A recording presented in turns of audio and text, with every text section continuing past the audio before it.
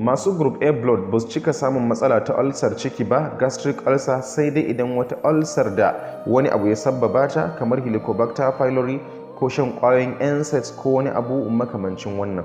Sa'annan kuma idan ba san irin abincin da ya kamata su ci ba, da san me ya kamata su bari ba, me ya kamata su ci da yawa, me ya kamata su ci kaɗan ba, nan ma kuma za su yi ta fama da matsaltsalu cikin lafiyar su, musamman ma matsala ta rashin lafiyar ciki kullum za su na fama da shi.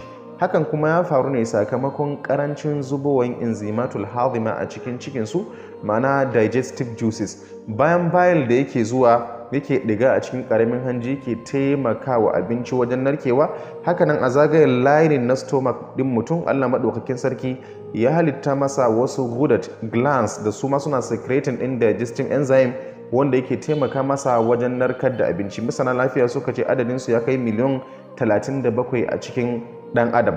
So su masu group A blood enzymes ɗin da suke zubowa ko kuma glands ɗin da suke secreting ɗin shi wannan enzymes ɗin suna kasancewa kaɗan basu da yawa, saboda ka enzyme ɗin yana zubowa wato kaɗan. So a wannan lokaci idan har mutum ya ci abinci wanda zai wahalan narkewa, so zai yi ta fama da matsaltsalu na ciki.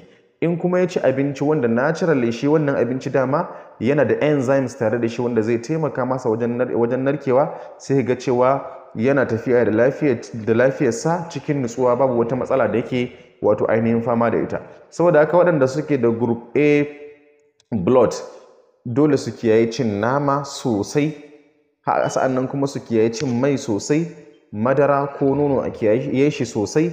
Hakanan kuma duk wani abu mai tauri wanda zai ma baki nauyin taunawa, to zai wa ciki nauyin taunawa. Saboda haka masu group A blood su nisanci wannan, in kuma ba haka ba za su yi ta fama da matsatsalo na ciki. Abin da ya kamata kuma suna amfani da shi shine ganye, 'ya'yan itatuwa, abinciccuka na tsaba kamar gero, masara, shinkafa, waɗannan duka babu matsala tare da su. So idan mutum ya bi wannan formula ta abinci a lokacin da yake da group A blood, insha Allah ta'ala zai zauna lafiya da cikinsa ba zai na samun matsaloli.